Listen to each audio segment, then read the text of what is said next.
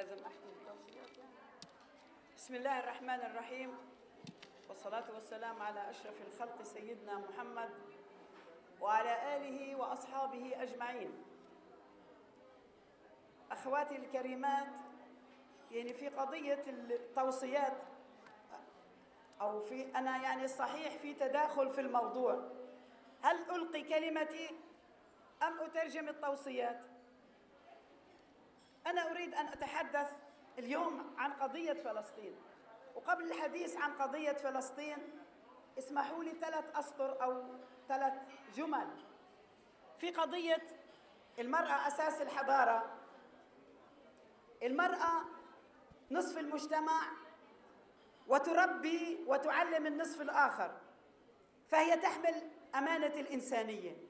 أمانة الإنسانية بيد المرأة. السطر الثاني، المرأة المسلمة اليوم هي أكثر المتضررين على الساحة العالمية، هي أكثر المتضررين من الحروب المدمرة التي تواجهها اليوم. السطر الأخير اللي قبل كلمتي، المرأة تواجه فعلا تحديات خطيرة. آن الأوان على أخوات النخب اللي أمامي والقيادات النسائية الإسلامية أن يضعن الاستراتيجيات والخطط والبرامج للرفع من شأن المرأة المسلمة لمواجهة هذا التحدي. كفانا استلاب فكري، كفانا مماهاة مع الآخر. آن الأوان أن نعمل وأن نكون يد واحدة في جميع قضايانا. أما في قضية القدس وسأختصر، الله سبحانه وتعالى يقول في محكم كتابه العزيز: بسم الله الرحمن الرحيم، سبحان الذي أسرى بعبده ليلاً من المسجد الحرام إلى المسجد الأقصى الذي باركنا حوله لنريه من آياتنا إنه هو السميع العليم. صدق الله العظيم. أخواتي، لا يختلف كلام اليوم وحديثه عن حديث الأمس بألمه ومرارته وحزنه لما آلت إليه قضية فلسطين وما آلت إليه أوضاع الأمة العربية والإسلامية. اليوم القضية الفلسطينية بتمر بمراحل خطيرة جدا وصعبة على امتداد فترة الصراع مع العدو الصهيوني، إلا أنها اليوم تمر في أسوأ وأخطر مراحلها.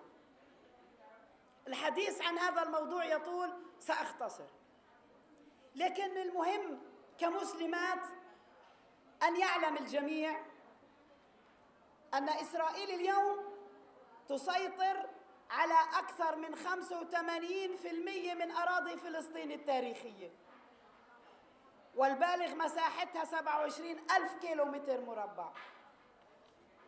اليوم عدد المستوطنين الصهاينة في الضفة الغربية بما فيها القدس يزيد عن 600,000 مستوطن settlements. لا زالت المستوطنات السرطانية تمتد يوماً بعد يوم لتطال كل أرض لطمس معالمها، فتصبح الأراضي الفلسطينية كنتونات متفرقة معزولة عن بعضها البعض، لتصبح معتقلات كبيرة. لا زال عدد الأسرى الفلسطينيين يتزايد في المعتقلات الإسرائيلية يوماً بعد يوم. يصعب الإحصاء اليوم في عدد الشهداء والأسرى. سلطات الاحتلال تصعد من الاعتقال الإداري.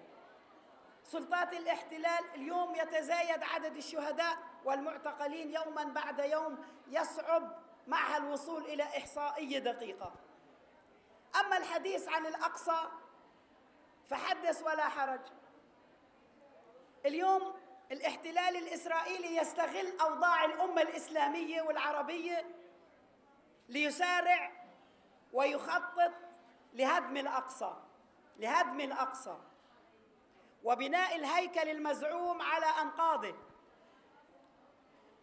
وقد كشف تقرير صادر عن مؤسسة القدس الدولية أن عدد الحفريات تحت الأقصى بلغت 64 حفرية أسفل المسجد الأقصى،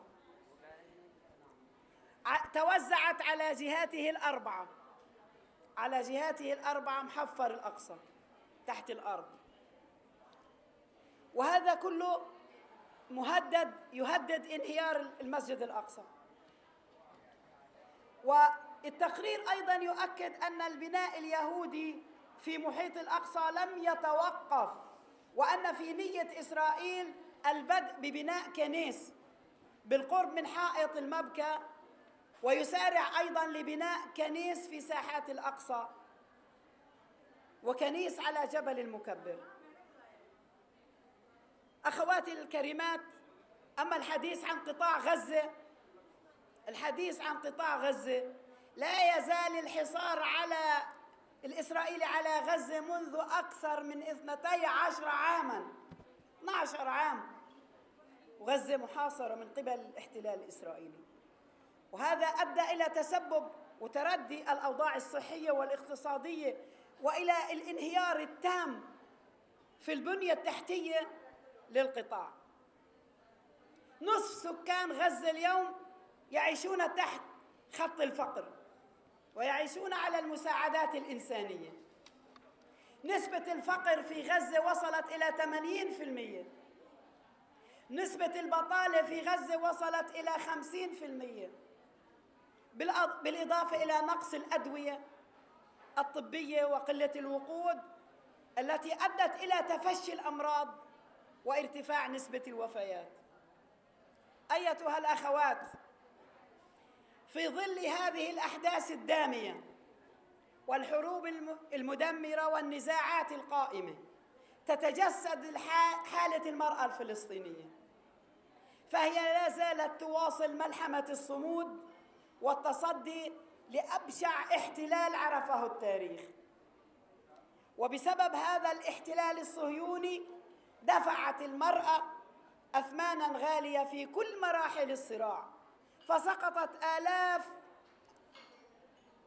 الشهيدات على يد جيش الاحتلال، واعتقلت آلاف النساء، فذاقت مرارة الأسر وظلام السجون، وشكلت نموذجاً يحتذى به، فاندفعت بعزيمتها إلى مشاركة الرجال في كل الميادين.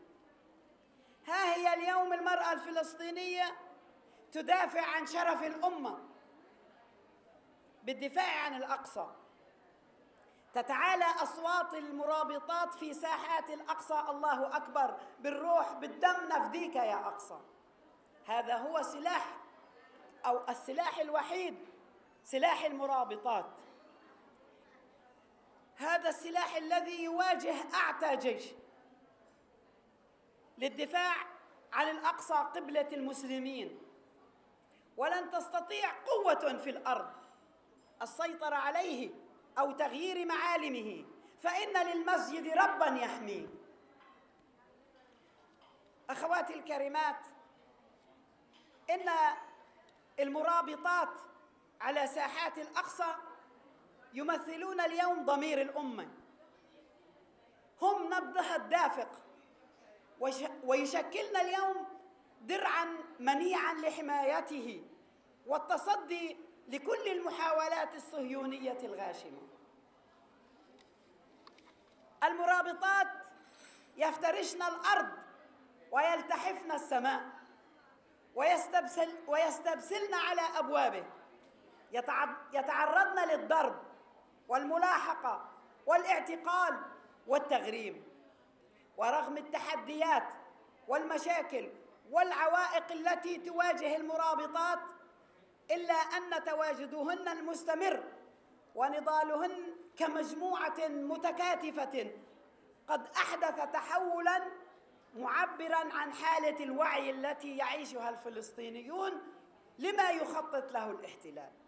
أصبح في تشكيل وعي نتيجة عمل هؤلاء المرابطات، ويشكل نقطة مركزية تلتقي بها النساء من كافة المدن الفلسطينية النساء تأتي من حيفا ويافا وأم الفحم وغيرها، كلهن يأتينا متحديات العوائق والحواجز التي ينصبها الاحتلال الصهيوني، يتركن أولادهن وبيوتهن وأعمالهن فداء للأقصى والوقوف بجانب أخواتهن المقدسيات، ويشكلن سداً منيعاً لحمايته من تدنيس الاحتلال الصهيوني. وإحدى مشاهد الصمود والتحدي خديجة خويس، هنادي الحلواني، وعايدة الصيداوي، هؤلاء يعتبرن رمزاً للرباط والصمود، وقد اعتقلن وأصدرت المحاكم العسكرية قراراً بمنعهن من دخول الأقصى، إلا أنهن واجهن القرارات العسكرية بالرفض والتحدي، وذلك بتواجدهن الدائم والمستمر على ساحات الأقصى. تقول السيدة عايدة الصيداوي والتي تبلغ من العمر 53 عاماً: لست أبالي أن يدمر بيتي وأن يصادر مالي، أما المسجد الأقصى فهو خط أحمر. وقد تعرضت هذه السيدة مؤخراً للضرب من قبل قوات الاحتلال، وقد ظهرت وقد كنتم شاهدتم صورتها في الإعلام، وقد مزق الجنود الاحتلال حجابها، أقاموا حجابها ومزقوه. هذه السيدة العظيمة. أما آخر نقطة يا أخواتي، وانتبهوا لهذه النقطة، أخطر ما يمكن استخلاصه اليوم هي المواقف العربية والإسلامية اتجاه ما يجري في الأقصى. فلم نعد نرى القضية الفلسطينية في النبض العربي ولا في الشارع الإسلامي كما كانت في السابق، وأصبحت كل دولة منشغلة بشؤونها الداخلية، ونسي الكثيرون أن قضية فلسطين هي قضية الأمة، وأنها قضية العرب والمسلمين، وأن الدفاع عنها واجب بل أمانة في أعناق الجميع. من هذا المنطلق العقائدي والديني يجب على جميع العرب والمسلمين كافة المشاركة والمؤازرة الفاعلة، وكما قال الشيخ القرضاوي حفظه الله: آن الأوان أن يهب الجميع لتسجيل موقف تاريخي يحفظ حق الأمة في القدس والأقصى المبارك.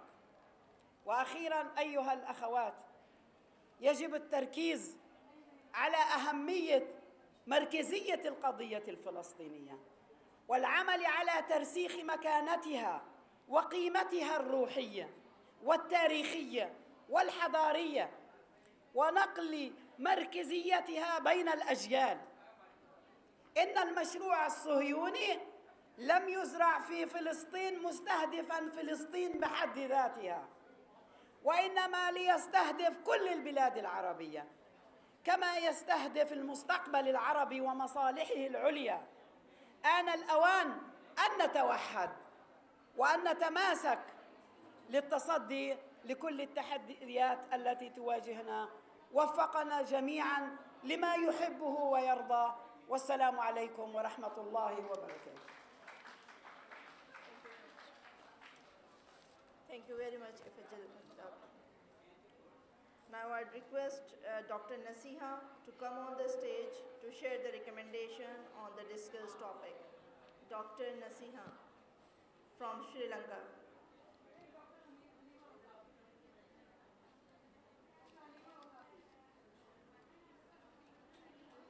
Dr. Nasiha. Okay.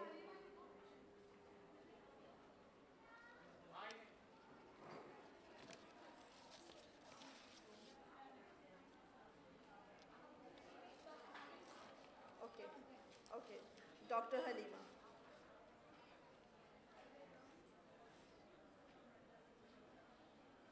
Dr. Halima, full name? Yeah, it's okay. I will introduce myself.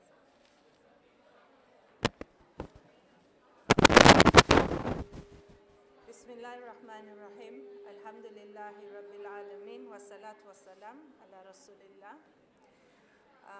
Once again, my sisters and brothers in Islam, Assalamu alaikum wa rahmatullahi wa barakatuh. Our group looked at peaceful coexistence and social integration. I'm Halima Wakabi Akbar. I work with the Islamic University in Uganda. I'm the academic registrar there and also the designate director for IMU in Uganda. This group noted that peaceful coexistence and social integration is based on Islamic teachings of the Quran, the Hadith, and the Sirah. That was a very important point, that it is a principle and it is something that is encouraged by Islam, that we exist peacefully and we coexist, and this was also exemplified by our Prophet sallallahu alaihi wasallam in his community. It is also important that the group noted that peaceful integration cannot be possible without social integration. In order to have peaceful integration, you need to have social integration to some extent. So having said that, and having accepted that women are pillars of civilization, and hence they are pillars of peaceful coexistence and social integration, there are some resolutions or things that the members thought are very important. One, there must be patience among ourselves on how we deal with others.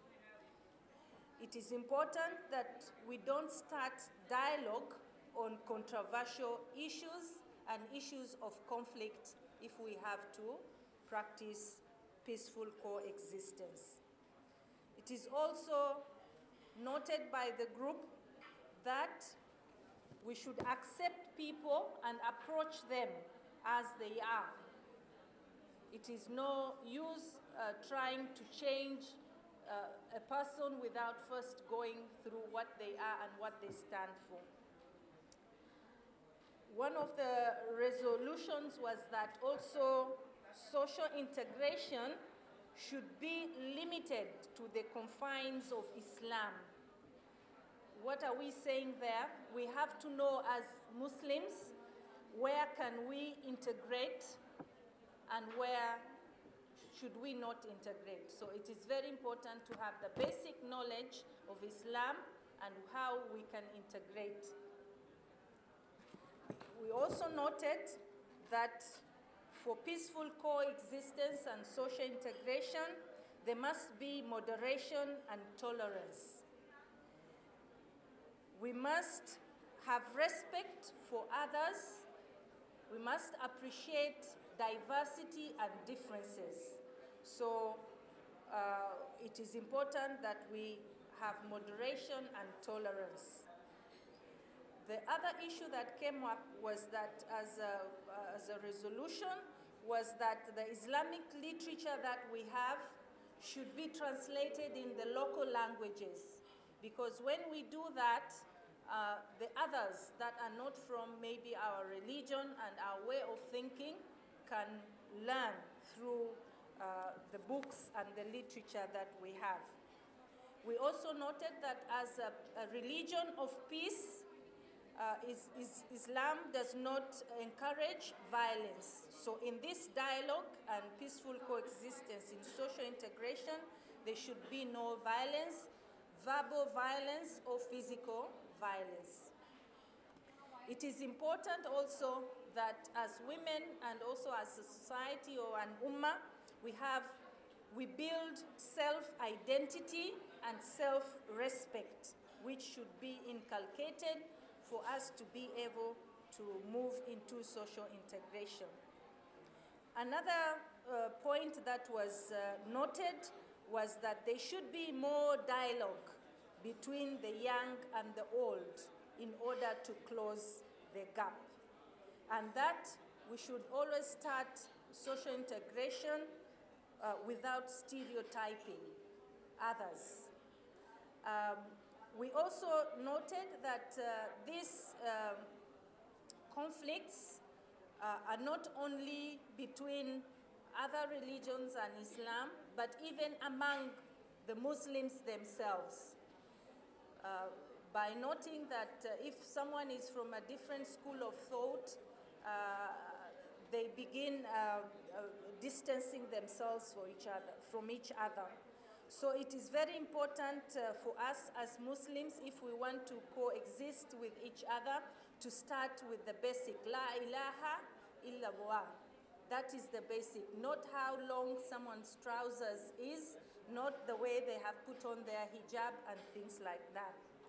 And lastly, but not least, it is important in peaceful coexistence, especially for minority Muslims living in countries that are not really Islamic, are secular. They should be, we call that they should be able to obey the rules, the regulation, and the national laws that are in place. We thought that in integrating all this, we'll be moving more into peaceful coexistence and social integration. I thank you very much for listening, and I thank the group members.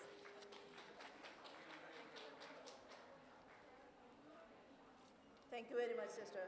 Now, I would request Dr. Kausar Firdaus to please come up the stage and share your recommendation.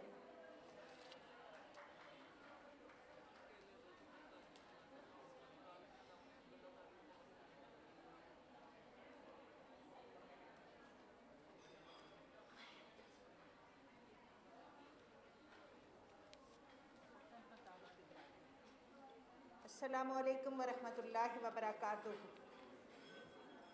The topic on which we had our group and discussion was global conflicts and peace building. These are my two assistants, and they will tell you about the members and recommendations, and they will introduce themselves also.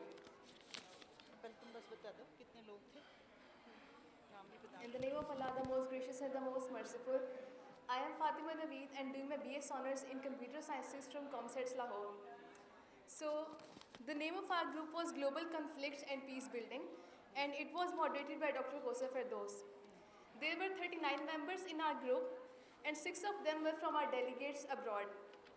Ma'am Tahira Amin from Sweden, Ma'am Hayam Abu Adas from Jordan, Ma'am Rabia Yilmaz from Turkey, Mr. Nauzer from Sri Lanka, Aisha and Hakima from China. Now I would like to call my sister Aiza to present the given resolution here. Thank you. Assalamu alaikum. My name is Aiza Abid, and I'm doing bachelor's from Punjab University in graphic design. Our topic was global conflict and peace building. First of all, we've decided that we have to identify global conflict areas. We have to understand the issues itself and start a dialogue. Number one. Number two, we have to gather world forces from Western countries to work for justice and human rights. Non-Muslims should come and talk for Muslims. Should raise issues on a humanitarian basis rather than religious basis and give logical justifications. Number three, diplomatic efforts should be perpetual and accelerated. Okay. Secondly, we should build pressure by the public opinion to push the government to stand for these issues.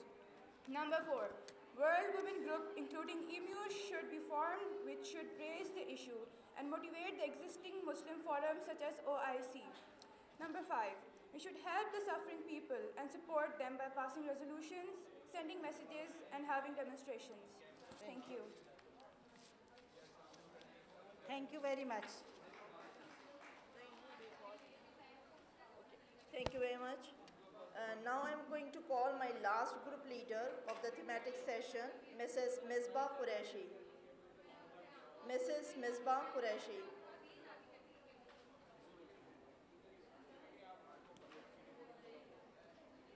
I would request Mrs. Misbah Qureshi to come on the stage.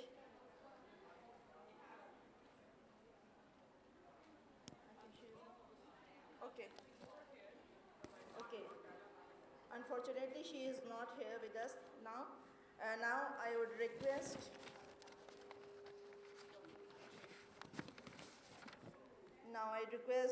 Professor Dr. Uzma Qureshi, Vice Chancellor, Lahore College Women University, to please come on the stage and share her views on this occasion.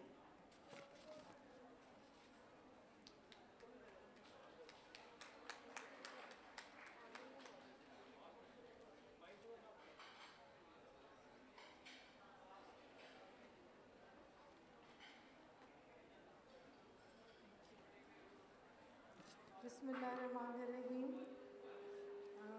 It is indeed a great honor for me to be addressing this august gathering of sisters from different Muslim countries of the world. And I had the privilege to have a discussion in one of the groups also, representing a wide array of academics and social workers and professionals from different fields. It was a great honor. I learned immensely from their experience and their views. And as I was sitting there, I was listening to the conclusions drawn by and the proposals given out by different various groups, and I endorsed them fully. They were very well informed. They were well thought out. And that is the strength of such gatherings. And I congratulate Dr. Sini Rahil Kazi. It is because of her that we are all sitting here together with two women universities. I am representing one of the largest women universities of this country. And therefore, I feel honored that my team is here working with all the respectable guests from different countries. I am sure that our students and faculty will benefit from it. But the things which I would like to highlight while I was sitting there was talk of having documentaries and YouTube clips so that we get to know one another. I also proposed in my group that we need to have very good social networking in order to have better social and political space as Muslim women in Muslim countries and in non-Muslim countries, or predominantly secular countries. Diversity is important, and Islam tells us, teaches us to be kind to people, not only just people, even non-living things, let alone people. So it is very important for all of us as Muslim women to give out this message to the world that we do not subscribe to stereotypes, that we do not believe in separation between human beings. We are primarily humanitarian and we are willing to work together. As Islam says, that we have to find common grounds. There is a saying in front of me from the Holy Quran that Allah subhanahu wa ta'ala asks us, so people of the book, come to what is common between us and you. So with this message, I congratulate you again that we are trying to find that common ground where we can serve the humanity as Muslim women of different Islamic countries. I am sure with this academia links, and these women networks, we'll be able to definitely set examples for the world to learn for peaceful coexistence and harmony. I also suggested that we need to have student exchange and faculty exchange programs between different universities of these Muslim countries and other countries so that better understanding is developed. I also suggest that we need to come up with research that digs deep into the phenomena and makes us understand exactly why is it important for women to be visible, to have this political, social, and humanitarian space in all the Muslim and non-Muslim societies to ensure that humanity progresses and spreads in a peaceful way, and there is greater harmony between the societies, smaller societies, and within the global society. Thank you so much. I really feel honored. I welcome you all to Pakistan. Madam मेरे साथ खड़ी हो जाए I am very honored that Madam Professor Dr. Uzma Qureshi